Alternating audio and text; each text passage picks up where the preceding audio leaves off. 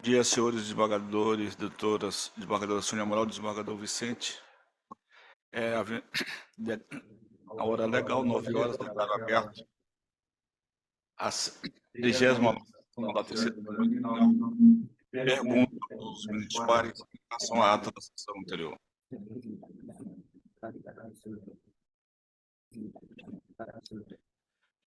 Aprovado. Chamo a julgamento, pela ordem de preferência dos senhores advogados, o habeas corpus, como diz a ilustre desembargadora Sônia Amaral, tombado sob o número 082 1195, dígito 52 de 2003, em que é paciente Suelton Francisco Ferreira Lima, Eusébio Rodrigues de Miranda e da minha relatoria. Qual é o número da pauta? 2. O 2 da pauta, segunda pauta. Trata-se de habeas corpus com pedido liminar interposto pelo ilustre advogado Eusébio Rodrigues de Miranda em favor de Suelton Francisco Ferreira Lima, contrato do juiz de direito da primeira vara do Tribunal do Júri de São Luís. Depende-se dos autos que o paciente foi denunciado pelo Ministério Público no dia 6 de julho de 2012 pela prática em tese do crime previsto no artigo 121, caput, na forma do artigo 29 do Código Penal, ocorrido no dia 28 de outubro de 2006, o qual teve por vítima Caio César de Melo Gomes. Posteriormente ao recebimento da denúncia, em 3 de novembro de 2012, foi decretada a prisão preventiva do paciente, consoante a representação do Ministério Público por encontrar-se em local incerto e não sabido, a fim de garantir a instrução criminal com a suspensão da ação penal em 24 de 6 de 2014. A prisão preventiva foi cumprida apenas no dia 24 de 9 de 2023, na primeira delegacia da cidade de Guarulhos, sendo seguido da decisão de recebimento do paciente em São Luís pela autoridade coatora, no dia 27 de 9 de 2023, que o ensejou o presente habeas corpus. Insurge-o impetrando unicamente contra a referida decisão de recambiamento, sustentando que o paciente não mais possui parentes no estado do Maranhão, acrescentando que constituiu família, ocupação lícita e endereço fixo na cidade de Arujá. Com fluxo nesses argumentos, requer linearmente no mérito a reforma da decisão de ID 2950-4563, arguindo que sua participação na instrução processual poderá ser viabilizada por meio de videoconferência.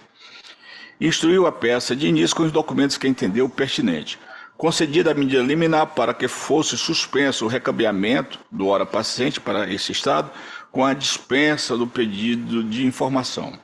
Parecer da Procuradoria-Geral de Justiça, da lavra do eminente procurador Dr. Joaquim Henrique de Carvalho Lobato, pelo conhecimento da negação da ordem, ao argumento de garantia da efetividade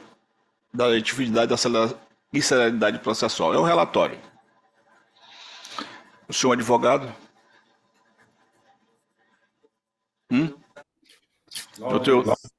Oi, bom dia. Inicialmente, o nome completo do seu OAB, por favor, para fim de registro. Eusébio Rodrigues de Miranda, OAB SP 230665.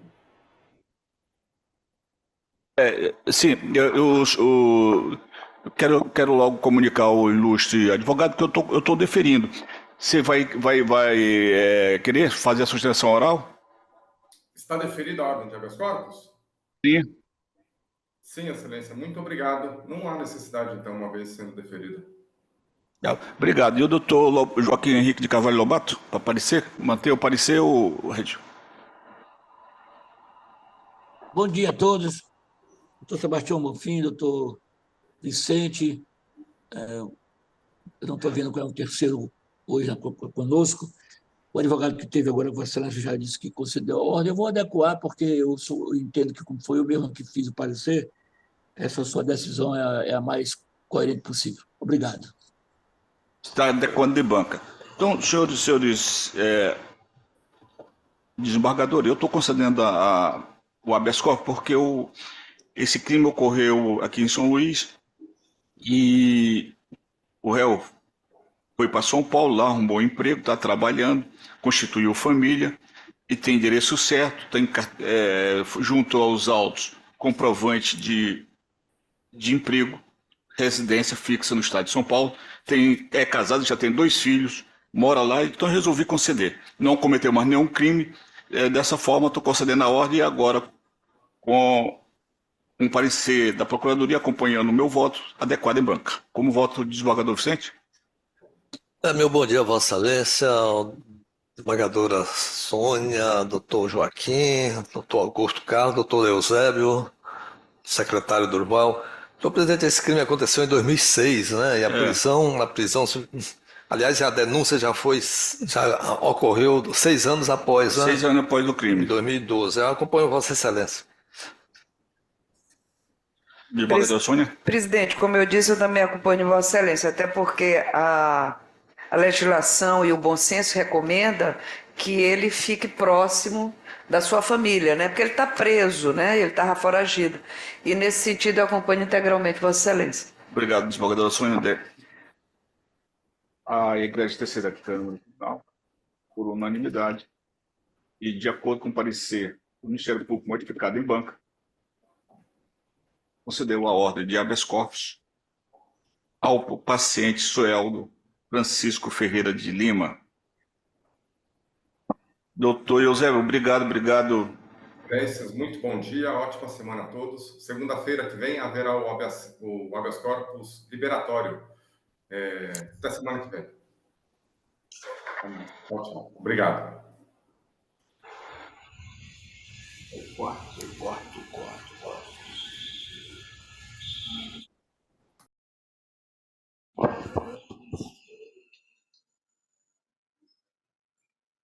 É pela ordem de preferência dos senhores advogados, estou chamando a julgamento o 4º processo da pauta. Tombado sob o número 081, 96, 45, dígito 22, 2023. Requerente é um desaforamento de julgamento pelo Tribunal do Júri. Alexandre de Souza Lopes, advogado Carlos Augusto Carlos Batalha Costa, requerido do Ministério Público, da minha relatoria.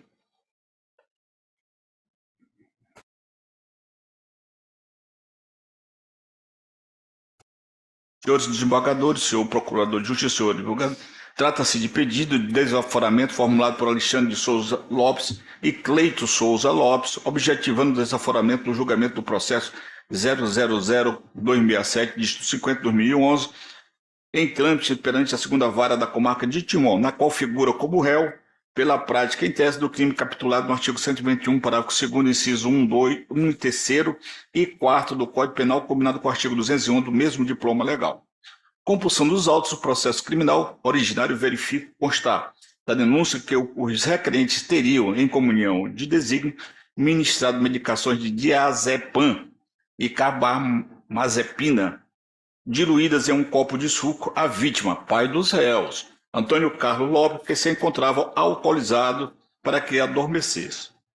Acresce que, em ato contínuo, os requerentes carregaram o ofendido para uma casa vizinha onde funcionava um terreiro de Umbanda e o colocaram em um banco que havia cavado com a ajuda do corréu João André da Costa Rocha, ceifando sua vida. Da sentença de pronúncia e designação da sessão do Tribunal do Júri para o dia 2/8/2026, os requerentes interpuseram o presente desaforamento, sustentando a parcialidade dos jurados residentes na cidade e conhecedores do fato através da imprensa, diante do sensacionalismo demonstrado à época com grande repercussão. Assevera que o crime gera grande comoção social até os dias de hoje, que as notícias jornalísticas induziram as pessoas a transformarem os requerentes em monstros, razão pela qual possui receio de enfrentar o Tribunal do Júri com veredito já traçado e defendido. Com base em tais alegações, pleiteia que seja o julgamento deslocado para uma outra comarca próxima a Timon, a exemplo de Bacabal, Santa Inês, Pindaré, Santa Luzia, Pio XII ou Monção. Remetidos os autos para esta relatoria, em razão da prevenção da terceira Câmara, o juiz da segunda vara criminal da comarca de Timon foi oficiado para manifestar nos termos do parágrafo 3º do artigo 427 do Código de Processo Penal, o que o fez conforme que reside sobre o número 29623434. A Procuradoria-Geral de Justiça, em parecer da lavra do eminente procurador Dr. Joaquim Henrique de Carvalho Lobato, presente essa sessão, opinou pelo indeferimento do pedido ao argumento de que não há de que se falar em comprometimento da imparcialidade do jurado, lastreados na simples alegação de que a divulgação pelas redes sociais prejudicaria o julgamento. É o relatório. Senhor advogado? O nome, gentileza, doutor, e o OAB para fim de registro? Augusto Carlos Batalha Costa, OAB-MA 17143. Repetir o nome, doutor, completo, que falhou? 17143. Obrigado. Doutor Vossa Excelência tem a palavra aí pelo prazo regimental. Perfeito. Obrigado, desembargador Sebastião e relator dos autos do desaforamento. Cumprimento os demais integrantes da terceira Câmara, a pessoa do relator, desembargador Sebastião Joaquim. Cumprimento a desembargadora Sônia Amaral, desembargador Vicente. Cumprimento também o doutor Joaquim Henrique, ilustre procurador de Justiça. Pois bem, excelentíssimos desembargadores e procurador de Justiça, trata-se de um pedido de desaforamento e serei bem breve nas minhas manifestações. E, além dos motivos que foram objeto do relatório do desembargador Sebastião Bonfim, irei enumerar 4 motivos que devem ser levados em consideração no presente caso. É claro que a mídia, por si só, não é motivo para o deslocamento da competência. Entretanto, no caso em apreço, existe risco pessoal à integridade física dos acusados, tendo em vista as constantes ameaças proferidas, apesar de não se ter registro, tendo em vista que faz parte da família, relacionado ao irmão da vítima, que também é testemunha nos autos. Houve grande repercussão na mídia local, com discurso de ódio, e a cidade de Timon predomina, em grande parte, a religiosidade relacionada ao bandista. A vítima e os acusados são umbandistas. A vítima, inclusive, possuía diversos filhos de santo lá naquela localidade, o que por si só pode gerar algum tipo de parcialidade. Há dúvidas a respeito da imparcialidade dos jurados. E a cidade de Timon é sabido, né, de conhecimento público e notório, que é uma cidade rodeada da religiosidade de Umbanda, e por isso há o comprometimento do julgamento.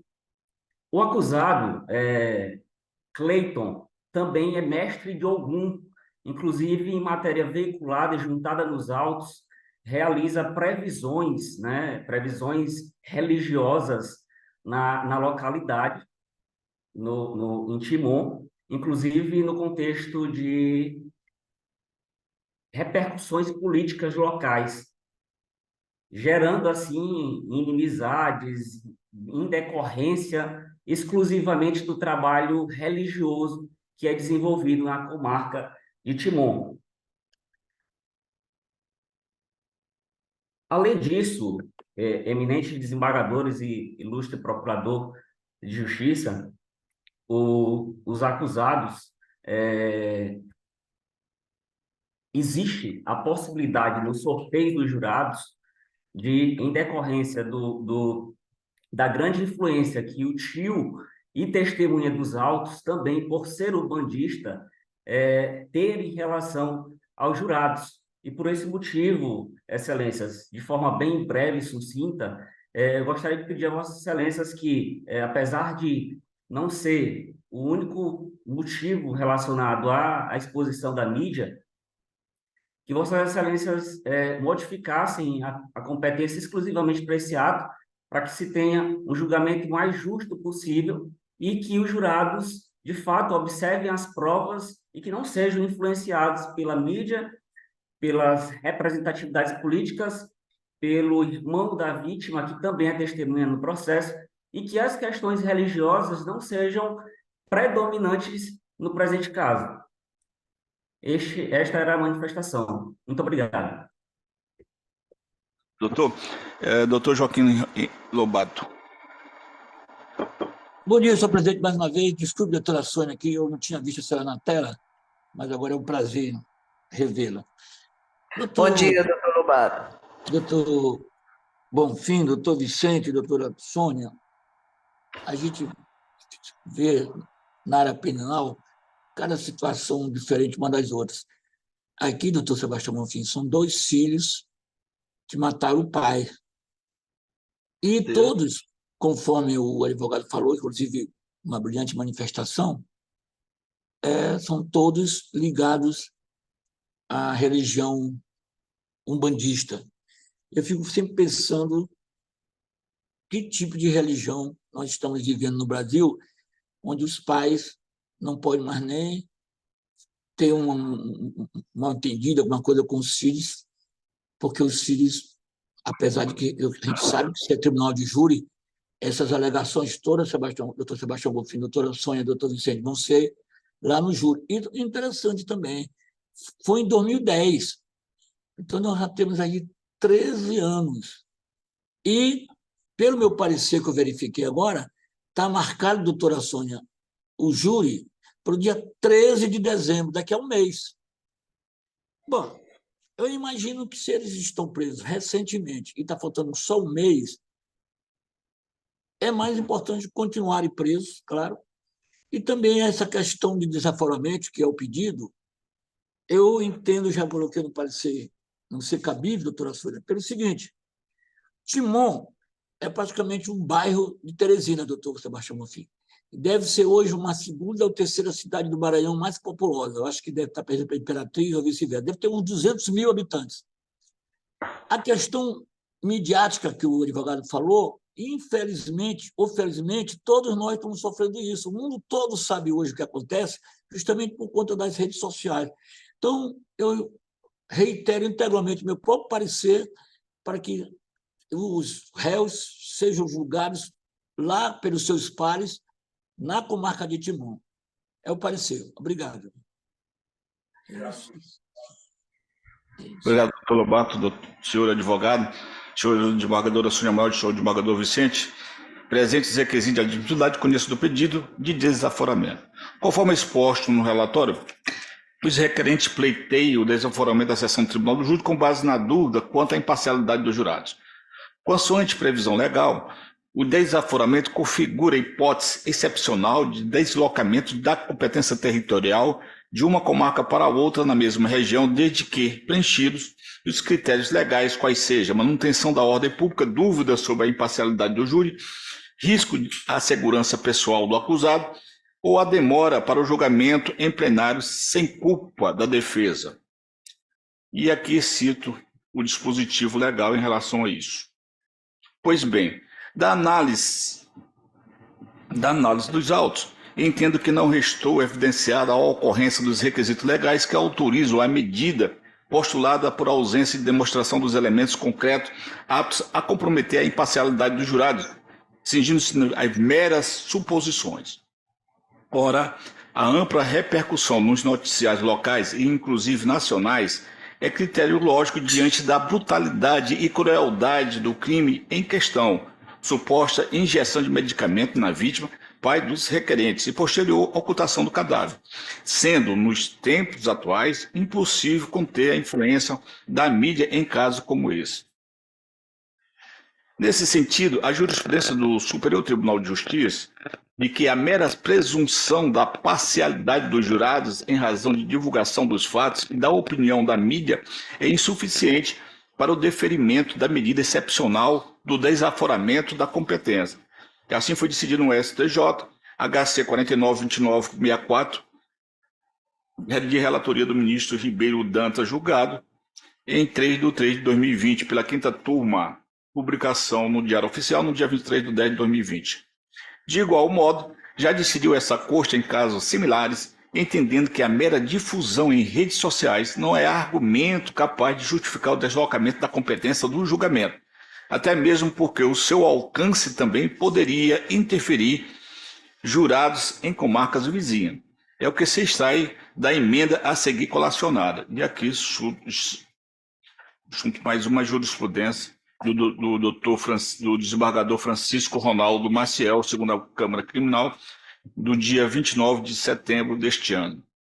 Além disso, vale destacar que as notícias trazidas pelos requerentes foram veiculadas em janeiro de 2011, isto é, há mais de 10 anos, o que enfraquece ainda mais a tese defensiva de que tais matérias estariam afetando a sociedade e, de consequência, o corpo de jurados. A cidade de Timon, como muito bem pontuou o nosso procurador de justiça, possui 170.222 habitantes, sendo a quarta cidade mais populosa do estado, conforme o censo demográfico do IBGE de 2022.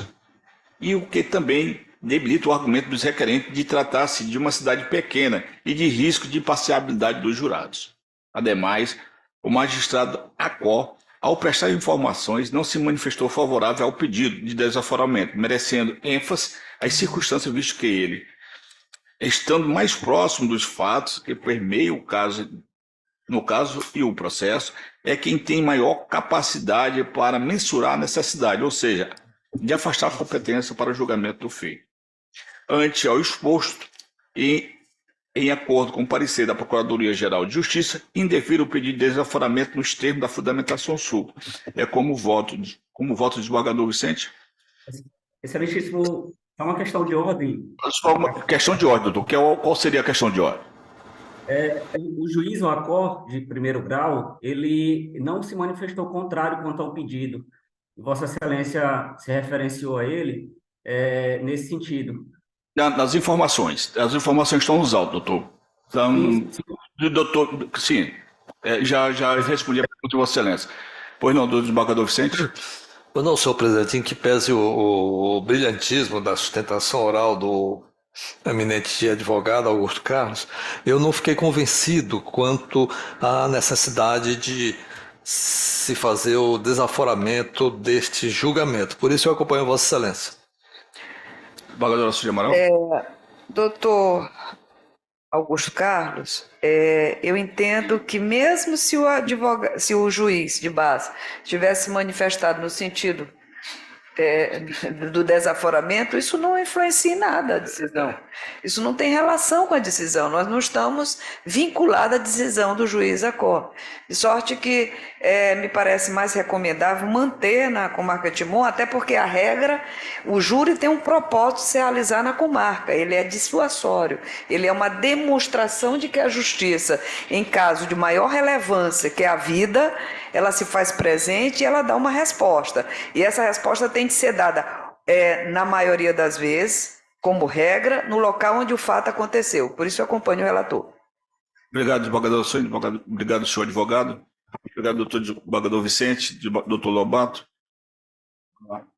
A Igreja da Terceira Câmara, por unanimidade, indeferiu o pedido de desaforamento nos termos do parecer do Ministério Público Estadual. Obrigado, excelentíssimos desembargadores, excelentíssimo procurador de justiça. Até mais. Senhores desembargadores, eu estou retornando à pauta virtual o processo o primeiro e o terceiro, né? O primeiro e o terceiro, porque a parte solicitou sustentação oral e não está presente. Então, estão retornando à pauta. É o primeiro e o terceiro. Agora, só o quarto, só o quinto. Entendeu? Então, esses outros estão retornando à pauta virtual por ausência do advogado à sessão presencial. Então, chamo a julgamento do último processo da pauta, é a apelação criminal número 00371482, 2018.8.0010.0001. Apelante Tiago Matos Bardal, advogado José Carlos Souza dos Santos, de relatoria da ilustre desembargadora Sônia Amaral. A quem passo a palavra. Obrigado, presidente, pelo ilustre, apesar de não ser tão ilustrada assim. Mas, falando do processo em comento, o processo que vamos julgar agora, eu queria dispensar, se vocês concordarem, a leitura do relatório, porque já foi disponibilizada. Pronto. Então, passo a palavra ao senhor advogado. Minutos aí. Seu nome e a OAB para fim de registro. E, em seguida, Vossa Excelência terá o prazo regimental para sustentação oral. José Carlos Sorro dos Santos, OABMA 13.125. Bom dia a todos. Bom dia, senhor presidente, doutor Sebastião Bonfim. Bom dia, senhora desembargadora relatora, desembargadora Sônia, quem eu acompanha aí nas redes sociais e leio os textos muito interessantes. Bom dia, desembargador Vicente. Primeira vez aqui com Vossa Excelência, né? Sempre na segunda Câmara com Vossa Excelência, a primeira vez nessa Câmara aqui com Vossa Excelência. Bom dia aos colegas advogados, bom dia aos serventuários, né? Qual tive o prazer de, durante quase 10 anos da minha vida, ser servidor desse tribunal, atuando na comarca de Pedreiras e depois São José de Ribamar. E estamos aqui para falar acerca desta apelação criminal, cujo apelante é o ex-delegado Tiago Matos Bardal, ex-superintendente da Superintendência Estadual de Investigações Criminais da SEIC, numa época em que no estado do Maranhão nunca houve na história do Maranhão, nem antes, nem posterior à sua gestão na Superintendência da SEIC, tanto prisões de assaltos a bancos e tanto combate a organizações criminosas como quando o ora apelante era superintendente da SEIC aqui no estado do Maranhão. De conhecimento notório de todos, e aqui nós não estamos nesse julgamento para trazermos aspectos políticos de forma alguma, mas aspectos técnicos em relação ao que foi colocado nas razões de apelação, mas não custará lembrar que é de conhecimento de todos que durante um período aqui na gestão da Secretaria de Segurança Pública, e falo isso porque advogo em outros processos de outros policiais, de outros investigadores, de outros delegados de polícias, onde todos são unânimes em falar de uma época de muita perseguição aqui no estado do Maranhão. E o caso do ora apelante não é diferente. E o que trazemos aqui acerca de informações, quando falamos de uma época de muita perseguição aqui no estado do Maranhão, tem muita relação com o início da investigação que dá origem a esse processo criminal, que já teve sua instrução concluída, sua sentença, e hoje estamos aqui está aqui para julgamento o recurso. Desembargadora Sônia, esse procedimento começa, e eu não preciso nem falar para Vossa Excelência, porque já presenciei outros julgamentos aqui, e a gente percebe pelos votos de Vossa Excelência que Vossa Excelência realmente lê o processo, olha os documentos dos autos, analisa com muitos detalhes, e mesmo quando as decisões não são aquilo que nós estamos pleiteando, a gente fica satisfeito por ver que aquilo que nós falamos, aquilo que nós suscitamos foi analisado, foi visto, e é isso que o advogado quer, e é isso que o advogado busca, e é isso que a gente espera do Poder Judiciário. E esse procedimento, ele começa com uma denúncia anônima, né? Uma denúncia anônima, com fotos de caixas de cigarros, com fotos, com cópia de um suposto interrogatório em um suposto auto de prisão em flagrante que fora lavrado na SEIC, e apontam que o ora apelante teve acesso a essas informações e não procedeu conforme previa a legislação pátria, né? Só que ocorre, desembargadora Sônia, desembargador Bonfim, desembargador Vicente, que durante a instrução, logo na sua primeira manifestação no processo, o requerente pede nas alegações finais também. Eu não vou afirmar em relação à resposta à acusação, mas eu tenho certeza que nas alegações finais, sim, na resposta à acusação, sim, pediu que fosse feita perícia, né? Tanto nesse suposto interrogatório que chegou, cópia de interrogatório que chegou anonimamente, nessas fotos dessas caixas de cigarro, e foi negada a realização de perícia nesses materiais. Perícia onde? No papel? Não. Nas fotos? Não. Se era algo de um flagrante que houve e não foi dado prosseguimento ao inquérito, perícia nos computadores da SEIC. E não foi realizada a perícia nos computadores da SEIC. Tá? O escrivão, que supostamente foi aquele que digitou o interrogatório, que participou desse suposto flagrante, foi ouvido e negou sua participação nesse procedimento.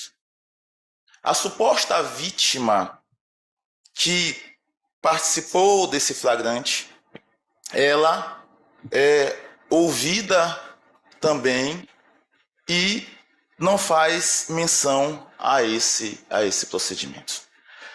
E aí nós alegamos nas razões de apelação, e foi algo que nós suscitamos também nas alegações finais, a nulidade decorrente da quebra da cadeia de custódia da prova e a falta de laudo pericial. E nós suscitamos isso com base no HC 160662 do STJ, RHC 99735 do STJ, HC 129646 do STF, RTJ 163682, HC 186797 do STF. E aí, como não houve a realização de laudo pericial, nós compreendemos e estamos suscitando que houve a quebra da cadeia de custódia da prova, porque o suposto interrogado nesta cópia de interrogatório que chegou anonimamente na SEIC, ele nega a autenticidade do documento, o acusado nega a autenticidade do documento, o escrivão que tem seu nome nos autos nega a autenticidade do documento. O que se poderia fazer para tirar qualquer dúvida? Perícia nos computadores não foi feito, né? Não foi realizado. Então é um procedimento que começa com uma denúncia anônima, com documentos duvidosos, e aí, através desse procedimento, gera-se um inquérito,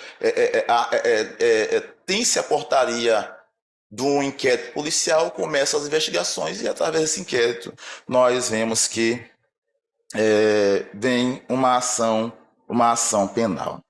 Um outro detalhe importante, e aí eu falei um pouco sobre épocas de perseguição aqui no estado do Maranhão por parte da Secretaria de Segurança, e provo isso com depoimentos de outros processos no quais advogo para investigadores e delegados de polícia, né? O depoimento da suposta vítima, ele é tomado na sua própria casa. Na sua própria casa.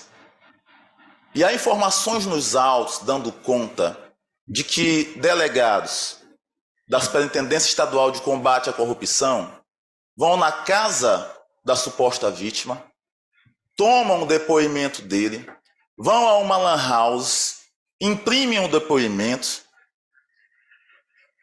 e depois trazem de volta para essa suposta vítima assinar o depoimento.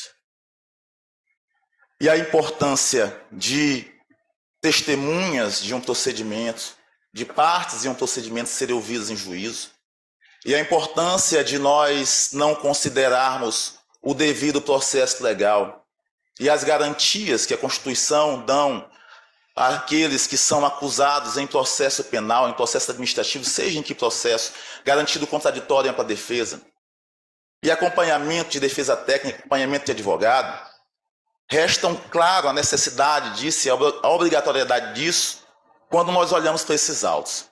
Porque essa mesma pessoa, essa mesma testemunha que presta depoimento em casa e o delegado de polícia mente ao colocar nos autos que o depoimento foi tomado na sede da SECOR, essa mesma pessoa, dias depois, comparece à corregedoria da Secretaria de Segurança Pública e profere um depoimento totalmente contrário daquele que foi dado em casa sob pressão dos delegados de polícias e investigadores. Essa mesma pessoa, quando está diante do juízo, ela profere um depoimento totalmente diverso daquele depoimento proferido em casa, pressionado por delegados de polícia. E isso aqui nos traz a ausência de formalidades no depoimento colhido no âmbito inquisitorial. E nós falamos isso com base no HC 598-886 do STJ, HC 630-949 do STJ, HC 237-960 do STJ, HC 142-588 do STJ, HC 172-606 do STF, MS 25.617, dígito 6 DF do STF. A nulidade do depoimento colhido no âmbito inquisitorial sem as devidas formalidades legais e não houve corroboração em juízo. Não houve confirmação em juízo. Um outro ponto dessa apelação, e aí dentro desse mesmo assunto, por que essa testemunha não foi intimada a prestar depoimento na sede da SECOM? Por que os delegados foram à sua casa tomar o seu primeiro depoimento? E isso serviu de base para a condenação, mesmo ele não tendo confirmado esse depoimento em juízo. E isso fere o artigo 156 do Código de Processo Penal. A ausência de judicialização da prova. O depoimento não foi gravado, não tinha escrivão no ato, nem mesmo foi nomeado ad hoc para isso. Uma série de ilegalidades. A testemunha-chave do processo, o senhor Francisco de Almeida, que supostamente teve suas cargas liberadas pelo delegado, sob fundamento de que teria sido lhe pedido vantagem para que as cargas fossem liberadas, no ID 237-93938, folhas 8 a 12, ele presta depoimento na corregedoria e diz que não falou aquilo, que não foi aquilo que aconteceu. No documento de ID 23793-394, 3 de folha 132, ele presta depoimento em juízo e não confirma aquelas afirmações.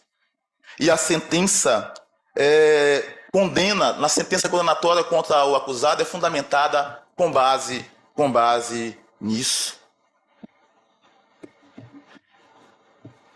As provas documentais juntadas, essa testemunha, ele afirma que apresentou nota fiscal, que apresentou documento do veículo, e o documento foi liberado conforme determina a lei, conforme determina o Código de Processo Penal. Um outro ponto, e nosso tempo é curto, e o processo é muito complexo, já temos só 3 minutos. Um outro ponto importante a ser discutida e analisada e refletida nessa apelação é quanto à inviabilidade da condenação e a nulidade do depoimento colhido no âmbito inquisitorial. E aí nós suscitamos aí, Vossa Excelência tem acesso à reclamação 33711, São Paulo, e a decisão proferida na DPF 395 e 444. Depoimento sem as formalidades legais. E um outro, para terminar, nós requeremos a absolvição pela falta de inexistência de elementos, pela inexistência de elementos subjetivos indispensável à configuração do crime de peculato e concussão, né? Não há nenhuma prova nos autos que não seja o documento colhido em fase inquisitorial na casa da testemunha, sem as formalidades legais, dando conta de que o ora apelante requereu alguma vantagem para liberar a carga. Não há nenhuma prova, nenhuma testemunha que diz isso, só esse depoimento nulo, feito à base de pressão.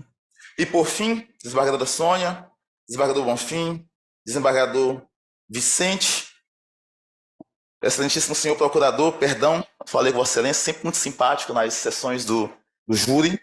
A sentença ela foi, de certo modo, muito alta, muito aquém, não seguindo e não obedecendo os requisitos do artigo 59 do Código Penal. Então, nesses termos, Excelência, pela forma de que essa ação penal ela é construída através de elementos nulos e não há confirmação em juízo, não há prova judicializada suficiente para a condenação do ora apelante, é nesses termos, desembargador Bonfim, desembargadora Sônia, desembargador Vicente, que pedimos que seja concedido o pleito defensivo nas razões de apelação. Obrigado pela atenção de Vossa Excelência. Obrigado, doutor. Doutor Lobato, manifesta Vossa Excelência. Senhor presidente, senhores desembargadores, advogado que está presente aí na sessão, esse caso, doutor Bonfim, doutora Sônia Amaral e doutor Vicente de Paulo, é emblemático, porque nós, quando temos a Polícia Civil e a Polícia Militar como guardiões da segurança pública, imaginamos que eles sejam, tanto os delegados, como os agentes, como os policiais militares e civis, pessoas que vão, claro, trabalhar em prol da sociedade. E aí, nesse caso, no dia 11 de agosto de 2016, investigadores da Polícia Civil do Maranhão, com o comandante dessa operação, o delegado Tiago Bardal, apreenderam um veículo Amarok contendo várias caixas de cigarros clandestinos. Ao levar para a delegacia, creio eu, na SEIC, o doutor Tiago Matos Bardal liberou o senhor Francisco, que é proprietário do veículo Amarok, e teria recebido R$180 mil de propina. Bom, daí para frente, houve, claro, creio que o advogado tenha sido o mesmo advogado da instrução, todas as alegações dele aí foram ditas lá na instrução, e lá o ex-delegado Tiago Matos Bardal foi condenado. Portanto, eu tenho aqui o parecer da doutora Regina Maria da Costa Leite, o qual eu reitero integralmente, porque a autoria está comprovada com o depoimento do próprio senhor Francisco, que foi o Francisco de Almeida Cruz, foi quem pagou esse valor de R$180 mil de propina, e uma série de testemunhas, doutora Sônia. Matheus Balbi Loureiro, Miguel Lopes Neto, Luiz Augusto Aloysio de Macedo, Ricardo Luiz de Moura e Silva, Paulo Davi, Nilmar da Rocha, Francisco de Almeida Cruz, que é a vítima, Esaú Campos da Silva. Eu, inclusive, sobre a questão das vítimas, doutora, esses crimes de conclusão, peculato e etc., o depoimento da vítima é muito importante, porque a vítima é que foi lesada, que foi usurpada e que pagou, conforme está dito, essa propina. Além disso, tem uma série também de documentos periciais, provas documentais, então eu não tenho nenhuma dúvida em concordar integralmente com o parecer da doutora Regina Maria da Costa Leite, quando ela diz que é pelo conhecimento e desprovimento desse recurso de apelação. É o parecer. Obrigado. Eu vou a palavra à desembargadora Sônia Amaral. Bem, reitero, ou melhor, dou o meu bom dia, que eu tenho essa mania de não dar bom dia. Aproveito para dar o meu bom dia aos colegas e a todos que nos assistem, senhor advogado. E inicio, como sempre o faço, tratando por temas de cada uma das alegações que Vossa Senhoria trouxe. Inicio, portanto, sobre a questão da preliminar de justiça gratuita. E, nesse sentido, não tem dúvida. O Superior Tribunal de Justiça já decidiu que esse pleito de justiça gratuita deve ser apreciado no juízo da execução penal, né? E cito aqui a decisão do ministro Ribeiro Dantas, de 2018, que é reiterada por outros ministros. Portanto, passo à análise dos fatos relativos à sua apelação. E começo, portanto, pela nulidade da sentença por violação do Instituto do Juiz de Garantias. Esse é um dos argumentos. E digo o seguinte: a figura do juiz de garantias foi inserida no Código de Processo Penal pela Lei 13.964 de 2019, naquilo que se convencionou chamar de pacote anticrime. Insurge-se a parte apelante contra a não observância do regramento relativo à matéria, por evidente que a alegação não possui qualquer cabimento. Se disso que a eficácia de todas as normas que tratam do juiz de garantias estavam suspensas, por força da decisão do Supremo Tribunal Federal, que discutia a constitucionalidade dos referidos dispositivos legais em inúmeras ações. Hoje, como sabido, o STF julgou constitucional a norma que estabeleceu o juiz de garantia, mas também decidiu que a eficácia da lei não acarretará nenhuma modificação do juízo competente nas ações penais já instauradas, quando da efetiva implementação pelos tribunais. Com efeito, tendo a decisão sido prolatada em 23 de agosto de 2023 e tendo sido fixado o prazo de 12 meses, renováveis por mais 12 meses, a sua implementação pelos tribunais, resta evidente que esse argumento se mostra inservível. Desse modo, não existe qualquer obrigatoriedade de observância das referidas regras, pelo que não há que se falar em nulidade da sentença em face da questão do juiz de garantias. A segunda tese, sobre a questão da cadeia de custódia, a quebra da cadeia de custódia. A parte apelante alega que houve quebra da cadeia de custódia em relação aos documentos que deram início às investigações, notadamente as fotos de cigarro, xerox de um termo de interrogatório e arquivos extraídos de um computador contendo peças de um início de lavratura de auto de prisão em flagrante. Utilizando-se do conceito empregado pelo Superior Tribunal de Justiça, aspas para o Superior Tribunal de Justiça, o Instituto da Quebra da Cadeia de Custódia refere-se à idoneidade do caminho que deve ser percorrido pela prova até sua análise pelo magistrado. E uma vez ocorrida qualquer interferência durante o trâmite processual, esta pode implicar, mas não necessariamente, a sua imprestabilidade. E é bom se destaque, mas não necessariamente. Fecha aspas, essa decisão que fixou esse entendimento é do ministro Olindo Menezes, convocado, desembargador federal convocado, e é de uma decisão de 2021. De antemão, cabe asseverar que em nenhum momento durante o trâmite processual a parte alegou tal tese ou pugnou por perícia nos referidos documentos.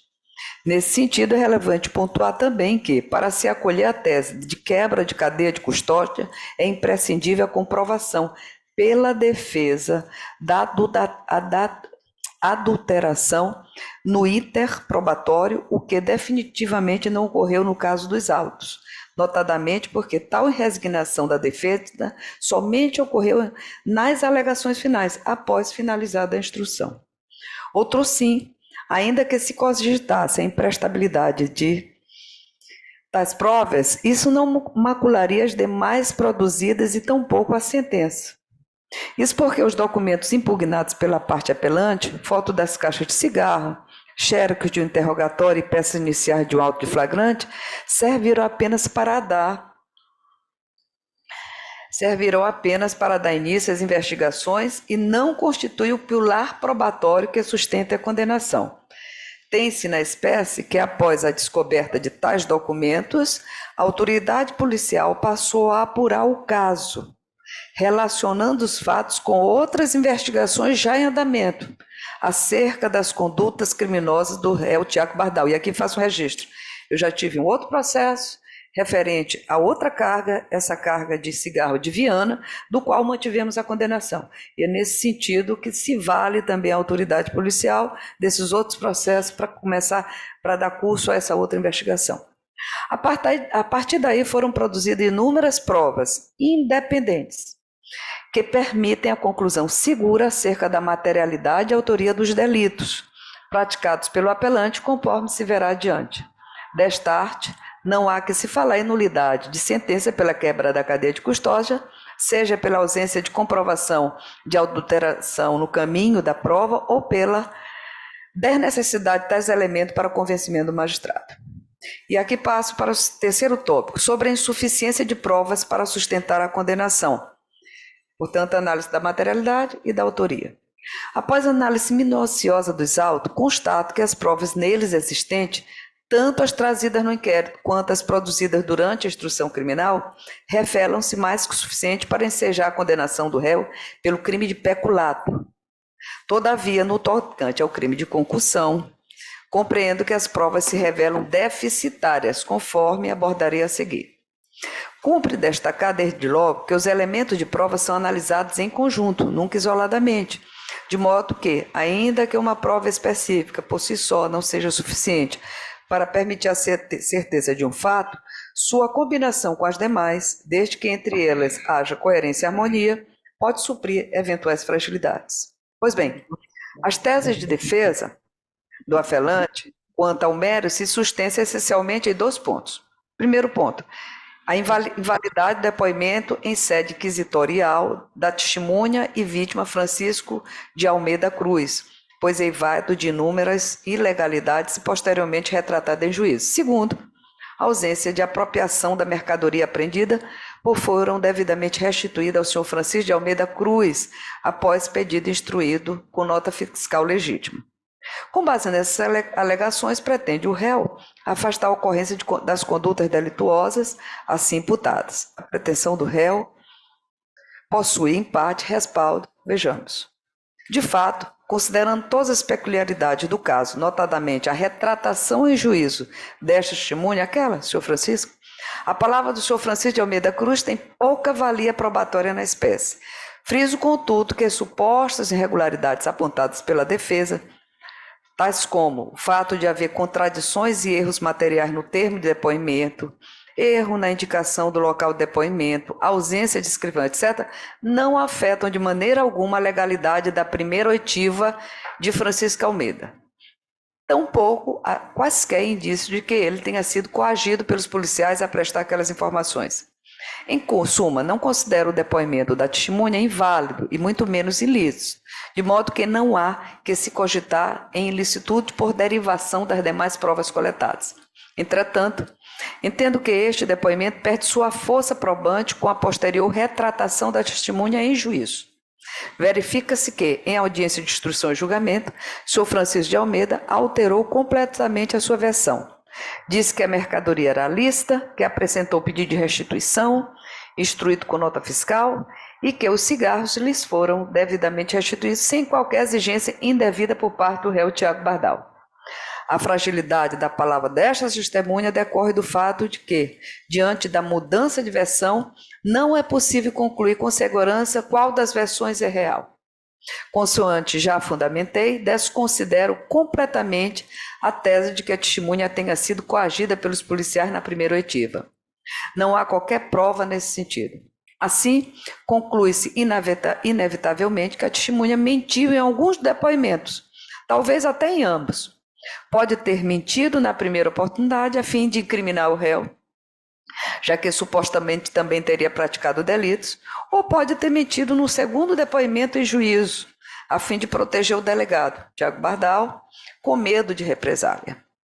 Desse modo, embora tecnicamente válidos, os depoimentos da testemunha Francisco de Almeida, tanto em sede inquisitorial quanto em juízo, me parecem absolutamente inservíveis como meio de prova, pois apresentando versões completamente opostas, simplesmente não é possível saber qual deles, ou se algum, corresponde à verdade.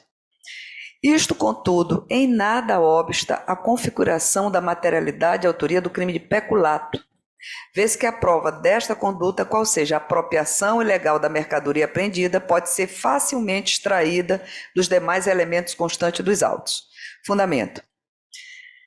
É fato incontroverso que o senhor Francisco de Almeida foi preso em flagrante na posse de caixas de cigarros supostamente contrabandeadas, e que tanto o flagranteado e as caixas de cigarro apreendidas foram encaminhadas à Superintendência Estadual de Investigações Criminais, SEIC, ao cuidado do réu Tiago Bardal. Também incontroverso que Francisco de Almeida foi liberado pelo réu Tiago Bardal, sem, contudo, a formalização do procedimento. Ou seja, não houve a lavratura do auto de prisão e, por evidente, tampouco houve a justificativa formal para a soltura do investigado. Até aqui, o próprio réu confirma esses fatos.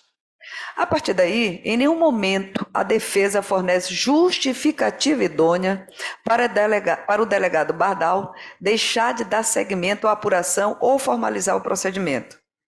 É alegado pelo réu tão somente que constatou que a mercadoria era lícita, o que havia sido comprovado por nota fiscal e que, portanto, a restituição era devida. Tal tese, contudo, não encontra qualquer respaldo nas provas dos autos. Vejamos. Primeiramente, não se afigura minimamente verossímil que o senhor Francisco, mesmo sendo capaz de comprovar a legalidade da mercadoria mediante a apresentação de nota fiscal, não o tenha feito quando da sua condução à delegacia, vindo a fazê-lo somente depois, diretamente ao então superintendente Tiago Bardal. Em segundo lugar, não fora juntada aos autos em nenhum momento a suposta nota fiscal que comprova a legalidade da mercadoria e teria sido apresentado ao réu Tiago. Ressalte-se que o senhor Francisco foi novamente ouvido em audiência. Alegou a existência da referida nota fiscal, mas ela também nunca foi apresentada nesse segundo momento. Por fim, curioso notar que, embora alegue que tenha restituído a mercadoria ao senhor Francisco, o réu Tiago Bardal não explica como se deu essa operação. Ora, trata-se de uma carga de 150 caixas de cigarro, cujo transporte precisou ser feito por meio de um caminhão.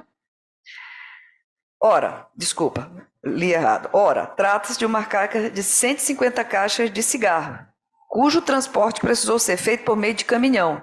Certamente, o carregamento desse volume de produtos não teria passado despercebido pelos servidores da SEIC. Pelo contrário, se de fato houvesse acontecido, era de esperar que os próprios servidores tivessem ajudado a carregar as caixas, que, segundo o depoimento de 3 testemunhas, estava armazenado no auditório da SEIC. Contudo, não há sequer uma testemunha arrolada pela defesa que tenha presenciado essa restituição alegada pelo apelante.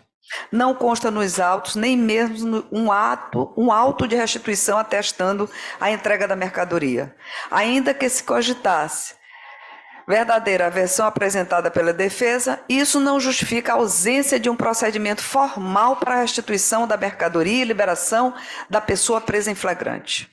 Visando contestar a tese de legalidade da mercadoria e de sua restituição, a Francisco de Almeida, a autoridade policial buscou informações acerca da empresa que supostamente teria adquirido os cigarros.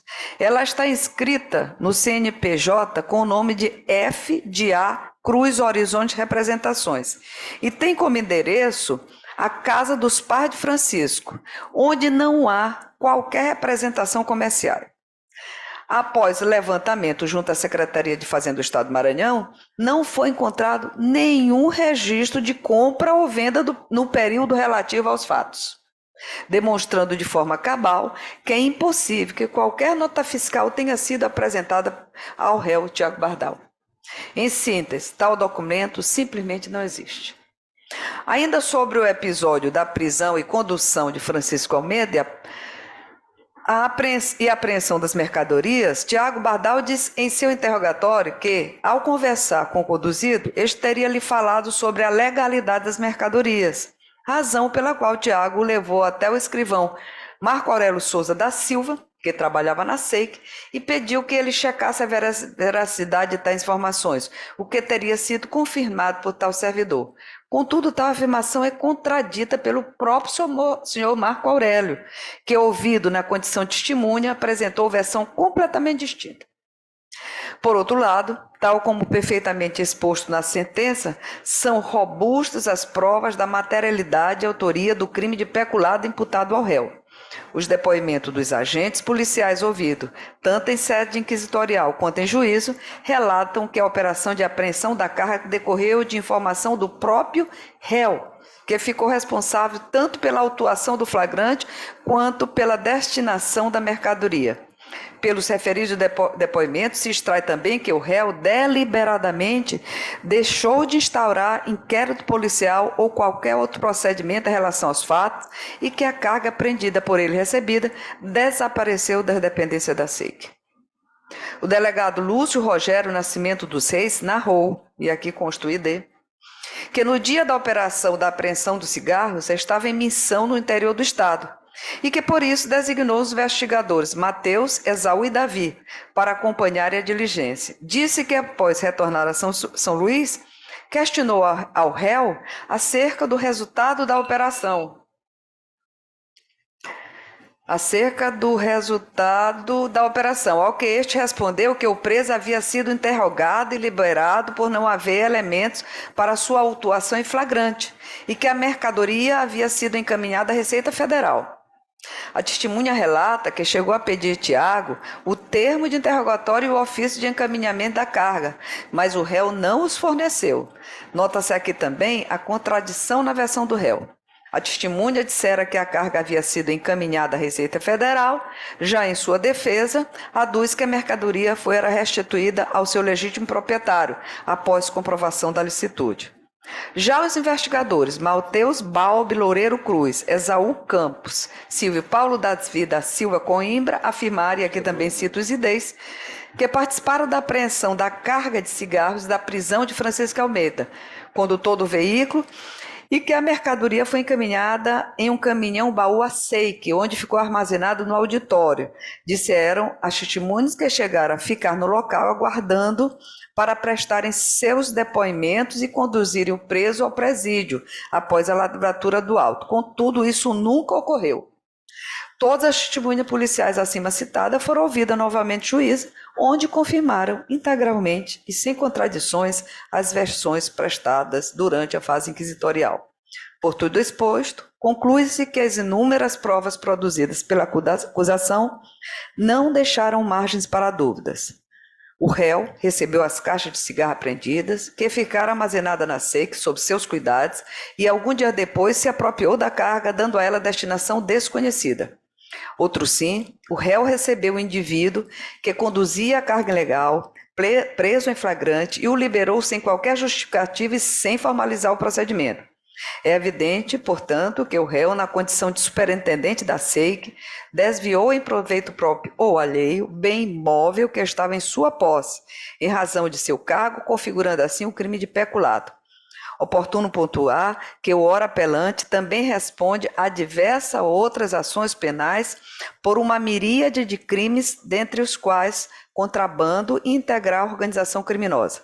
Mais especificamente, destaco as ações penais número 14.98758-2018 e 33.5450-2018, nas quais o ora apelante também foi condenado por peculato em razão de conduta idêntica a discutida nos presentes autos, sendo que este último processo também veio a esta terceira Câmara Criminal para julgamento do recurso deposto, que foi desprovido para manter a sentença condenatória.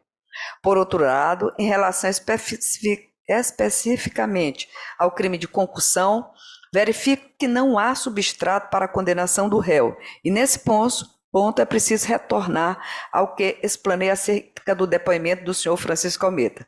Constata-se que a acusação imputa ao réu a prática do crime de concussão, em face de ter supostamente exigido vantagem financeira ao senhor Francisco para a liberação da mercadoria apreendida. Ocorre que, conquanto existem inúmeras evidências demonstrando que o réu se apropriou indevidamente dos bens, cometendo assim o crime de peculato, a única prova sobre o delito de concussão, ou seja, dessa suposta exigência de vantagem financeira pelo acusado, é o depoimento prestado em sede inquisitorial pela testemunha que teria sido vítima do crime de concussão. Disse a testemunha, em sua primeira oitiva, que o réu havia condicionado a devolução da mercadoria ilegal ao pagamento de R$100 mil, o que foi aceito por ela. O pagamento teria sido feito em espécie no estacionamento do Mix Mateu do Vinhais. Já em segunda oitiva, posteriormente reiterado em juízo, aduziu que teria sido coagido na primeira oportunidade e forçado a assinar um termo sem nem saber do seu conteúdo.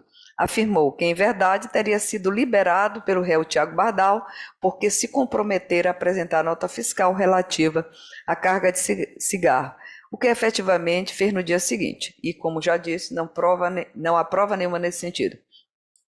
Conforme expus acima, não há como considerar qualquer desses depoimentos como prova, já que a testemunha alterou completamente sua versão embora entenda que o segundo depoimento é absolutamente inverossímil, ao passo que o primeiro apresenta-se muito mais robusto e coerente. A evidente falsidade do segundo depoimento não implica por si só na veracidade do primeiro. É dizer, em síntese, da mesma forma que o depoente pode ter mentido em juízo para proteger o réu, também é possível afirmar que ele poderia ter tentado prejudicar em sua primeira oitiva, como já disse anteriormente. O que se tem, portanto, na espécie é a total ausência de credibilidade da palavra dessa testemunha. Destartes, desconsiderando o depoimento acima, não subsistem outras provas acerca do crime de concussão, vez que tal imputação decorreu unicamente do relato de São Francisco em sede inquisitorial, não havendo outros elementos nos autos que corroborem tal alegação. A autoridade policial até buscou as imagens de segurança do estacionamento do supermercado, que poderiam demonstrar a ocorrência da transação mencionada. Contudo, não logrou êxito em obtê-la. Vale ressaltar mais uma vez, para que não se alegue contradição, desconsiderar o aledido depoimento em nada prejudica a configuração do crime de peculato, pois existem inúmeras outras provas que comprovam de forma inequívoca a ocorrência deste delito, consoante já exaustivamente fundamentada acima. Em conclusão, analisando os argumentos deduzidos pelo apelante e as provas colecionadas aos autos, concluo que restaram sobejamente demonstradas a materialidade e a autoria do crime de peculato, devendo ser mantida a condenação nos termos da sentença em relação ao crime de concussão, porém impõe-se a absolvição do réu em relação ao crime de peculato. Em relação ao crime de concussão, porém, impõe-se a absolvição do réu em face da insuficiência de provas de materialidade e autoria. No último aqui ainda nesse tópico, junto todas as provas, ou indico todas as provas que me valem para chegar a essas conclusões. Sobre a decretação da perda do cargo público, é outra tese. A perda do cargo público consiste em efeito secundário da condenação e sua incidência depende do preenchimento de determinados requisitos previstos na legislação penal, cuja presença deve ser avaliada de forma fundamentada pelo juiz sentenciante. Na espécie, reputo irretocável a fundamentação da sentença, pois corretamente constatou que o desvio do dever funcional do réu foi tão significativo que causou sérios danos à credibilidade da instituição, da Polícia Civil e da própria administração da Justiça como um todo, como reforçou o senhor Procurador da Justiça.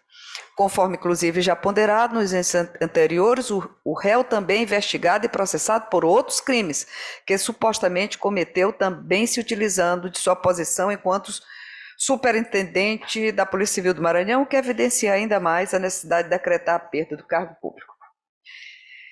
E ainda sobre a dosimetria da pena. Em relação à alegação de reconhecimento do concurso formal de crimes, ver de concurso material, verifica-se que tal pleito encontra-se prejudicado na medida em que estou absolvendo o réu do delito de concussão. E, não obstante, cumpre frisar brevemente que, caso fosse mantida a condenação pelo crime de concussão, não poderia ser reconhecido o concurso formal, já que os crimes imputados ao réu foram cometidos por meio de ações distintas, evidenciando o caso de concurso material. Quanto ao argumento de erro na valoração negativa da culpabilidade do crime diante do fato de o réu ocupar cargo de delegado, tal tese também não se sustenta. Com efeito, a conduta do acusado, de fato, evidencia reprovabilidade a extrapolar o tipo penal, pois era delegado de polícia, cuja atribuição de ofício seria o combate ao crime, e, além disso, exercia o posto de superintendente estadual de investigações criminais, posição de comando na estrutura da Polícia Civil. Indiferente a isso, aproveitou-se do cargo para cometer diversos delitos. Ao contrário do aduzido nas razões recursais, o fato de ser o réu delegado não é elementar do tipo penal de peculato, pois este exige apenas que o sujeito ativo seja funcionário público. No tocante à alegação de ausência de proporcionalidade nos critérios utilizados na primeira fase da dosimetria, melhor sorte não assiste ao apelante. Se diz que a dosimetria da pena é matéria sujeita à discricionariedade do julgador, que deve atuar dentro das margens concedidas pela legislação e sempre atenta à proporcionalidade e razoabilidade das reprimendas. A instância revisora, Em sede de impugnação da sentença, cabe apenas o controle da proporcionalidade do quanto fixado, ou seja, a interferência só se justifica quando manifestamente desproporcionais os critérios utilizados na sentença. Em outras palavras, é vedado em grau de recursal a análise dos critérios utilizados pelo magistrado na exasperação da pena base decorrente da valoração das circunstâncias judiciais, salvo se evidentemente desproporcionais. Não é o caso dos autos, tendo em vista que, considerando duas circunstâncias judiciais desfavoráveis, o juiz Ocó fixou a pena base em 4 anos, o que afigura-se perfeitamente proporcional e compatível com os critérios sugeridos pela jurisprudência. Por fim, quanto à alegação de bis idem, pela utilização de fundamentação idêntica na valorização da culpabilidade na aplicação da causa de aumento de pena prevista no artigo 327, parágrafo 2º do Código Penal, penso que esta também não se sustenta. Com efeito, o juiz Ocó considerou desfavorável a culpabilidade por ser de alta reprovabilidade a conduta do agente, que agiu com dolo bem intenso, consistente na grande desfaçatez e coragem de desviar a considerada carga de cigarros clandestinos que lhe foram apresentados pelos policiais que efetuaram a apreensão do produto ilícito, do depósito da Polícia Civil e ainda que o réu tinha um dever de ofício de combater a criminalidade. Fecha aspas por os argumentos utilizados pelo juiz de base. Já a causa de aumento de pena prevista na norma penal dispõe que a pena será aumentada se o funcionário público exercer função de direção ou assessoramento, como é o caso dos autos, em que o réu exercia o comando da SEIC. Percebe-se, portanto, que a fundamentação utilizada não é a mesma.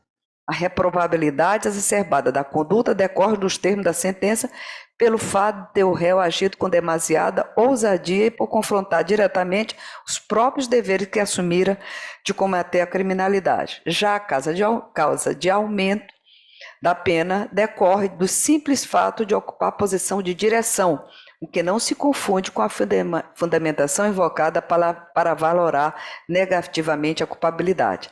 Destarte, não há que se falar em bis idem.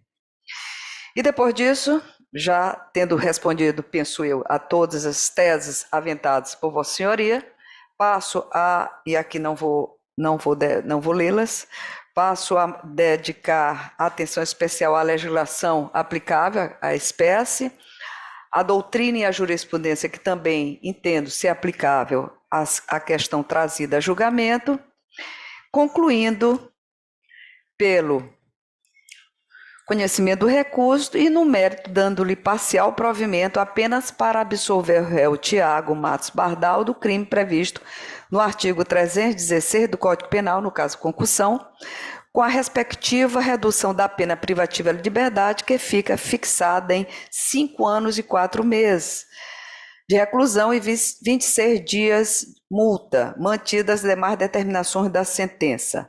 Nesse sentido, e não obstante a redução da pena total para patamar inferior ao de 8 anos, entendo que as peculiaridades do caso concreto, na análise das circunstâncias judiciais, previsto no artigo 59 do Código Penal, impõe a manutenção do regime fechado para o cumprimento da pena.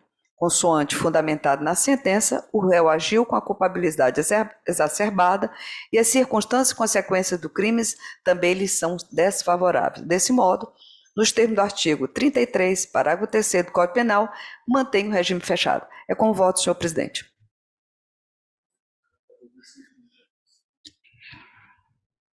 Senhor presidente, muito bem posto o brilhante voto da eminente desembargadora Sônia Amaral, porque ela demonstra que analisou com profundidade os autos.